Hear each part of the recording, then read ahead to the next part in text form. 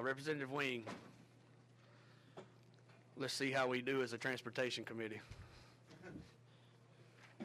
You know, it involves the public financial health and the public transportation health, and that's why this bill is here. Happy to be here. This is House Bill 2273. What we're trying to do with this bill is give our Arkansas Highway Transportation Department an opportunity to utilize a different method for procurement that we believe will save the taxpayers money and also be able to get our projects done a little quicker. We all loved how the Broadway Bridge came across a little bit ahead of schedule. This is something that's similar to this. They just need statutory authority. I have a little show and tell here for you just to kind of demonstrate.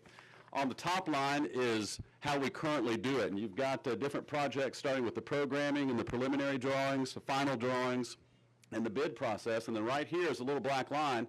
On the other side of the black line is the actual construction.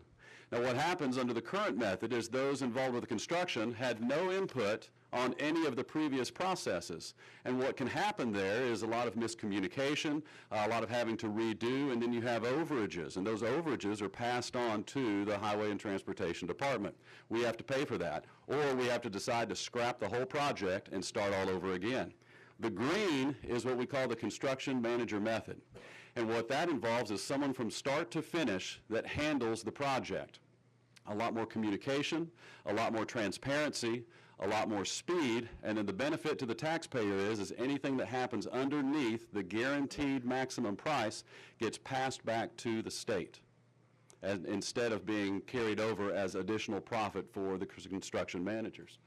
And so that's kind of in a nutshell what happens there. And I've got one more for you because I was really active on the computer. It shows what you see here is the blue line that goes down. The further you go down in the project, the less opportunity you have to be able to influence the final cost.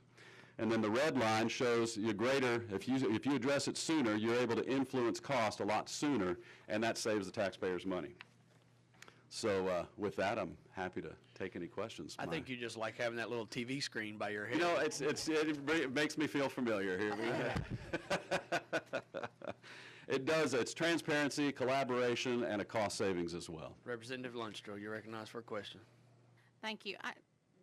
I like the concept, but don't we, that's what the engineers are for, is to make sure that's what engineers, the role that they have, civil engineers, that's the role they have played in the past. How is this different? Yeah, well, and the engineers will still play a role, but you'll have a construction manager that is coordinating all of this at the same time so that the people who are going to be working on the end will have input and knowledge of what's taking place at the beginning of the project. So the same engineers will still be involved, but what this does is allows more collaboration, which shortens the length of the project, but also eliminates a lot of the questions that take place. Representative Payton. Thank you, Mr. Chair. So are we adding a layer management, or are we substituting the layer Substituting. management? So what management's going out that this is replacing? Basically what you've got is you have manager here, passes off to manager here, passes off to manager here, and then at the end the construction manager has to do what all of these previous people have done. Now what you have is you've eliminated all of that and you have one person who's coordinating everything. And if I could follow up, Yes, sir. do we have an opinion from the Highway Department? They are all in favor of this. Yes, in fact, this is their bill. Are they going to be here to testify? He's in transportation right now. I just texted him we're up. If you've got any specific questions, he'll be here. But yeah, this is their bill. They're excited about this. Thank you. Thank you, Mr. Chair. Representative Love. I got a question. How does the bid process work on a project like this? Because in the past form, they have the project engineer, plans are drawn. Actually, I'm familiar with this. And then you look at those plans, the yield quantities, you know, in your yards, the dirt being moved, and your asphalt and all that quantities. But if you start this at the beginning, none of that's there. So how do you, as a contractor, how would I know how to bid on a project like this? How would that take place? Yeah, you've got a coordinator that's working through all of the process who understands what's going on. Any overages is going to be on him instead of the state. But you've got somebody who is coordinating everything from the very beginning of the design and layout, is able to pick out flaws and some potential hurdles that somebody else might not have caught with the other method. So that construction manager is actually going to be responsible for taking bids from the contractors. Yes, yeah, I mean, he's going to be the one who coordinates just about everything through there, but you've got a much more seamless transition through all of this. And as we saw in that first one, there's a lot of overlap through there as well that helps them to be able to kind of manage the process a lot more smoothly. Okay, Representative Meeks, you recognize for a question. Thank you, and if this question's already been asked, you can just go ahead and cut me off. I'm trying to read and listen at the same time. But my question is on page 4. It talks about the sum of the construction cost estimates shall not exceed $200 million, and then B, the construction cost of the first shall not exceed $70 million. Is there a reason for that particular cap that you've got in place? It's, and by the way, that's not any new money. That's just existing, with existing projects. The cap is just because these projects are typically large projects. And they wanted to, this is a trial. We want to see if this can truly do what other states have done and saves taxpayers money. So we're capping it at a certain amount so that we don't just go crazy with much larger projects.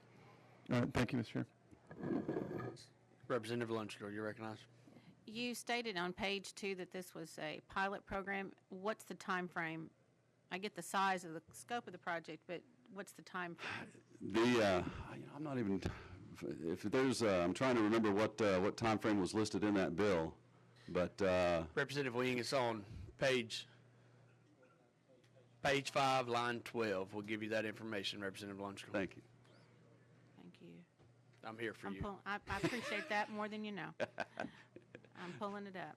No more than 3 projects as well. Oh, okay. Yeah, which is kind of a time frame in and of itself. So it shall terminate no later than June 30th, 2020. Okay. Follow up, Mr. Chairman? You recognize. I'm still a little confused. A civil engineer is the one that normally manages these projects and puts out all the stuff that this is the list of things that we need. It seems like we're duplicating. Give me some assurance we're not. Well, the engineers are still involved with the process, but what you have now is somebody who's coordinating all of it rather than separate entities just doing their parts and then handing it off to somebody else to implement what they have designed. Representative Meeks, you're recognized for a question. Yes, Representative Wing, on page 5, it mentions that these reports shall send written notice identifying to the chair of the House Committee on Public Transportation and the Senate Committee on Transportation. Since this bill ran in public health, are you going to amend it so that Representative Wardlaw will get these written notices instead?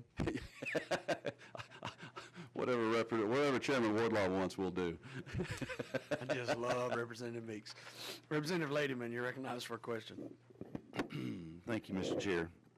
I just want to state what I think this is, and then you tell me if I'm right, okay?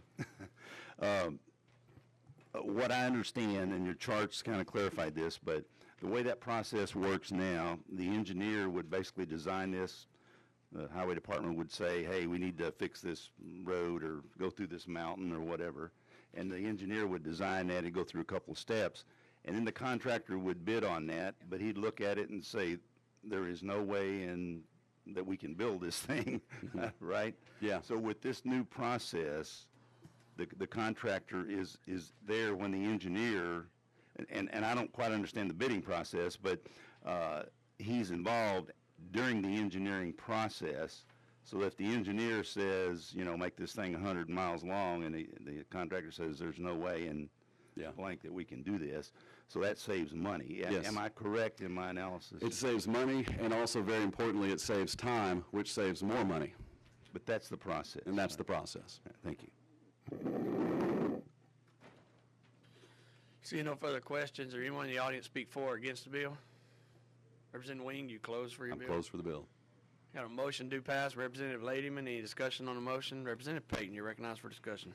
Thank you, Mr. Chair. I wish you'd had given us a chance to co-sponsor this bill, but after a brief introduction here to this bill, I'm loving it, and I want to tell you why. Because back in the 60s, the Corps of Engineers decided to build several lakes on the White River watershed, and a man named Carl Garner that retired and died a couple of years ago in Heber Springs, best I can figure by a quick overview of this bill, he basically was the type of manager that you're identifying here. He oversaw the projects for Bull Shoals and Norfolk and Grosse Ferry Lake from the real estate acquisition to the completion of the dams, and saved the Corps of Engineers hundreds of millions of dollars in the 60s. I think this does have great potential for savings. And again, I just wish I'd have been a co-sponsor.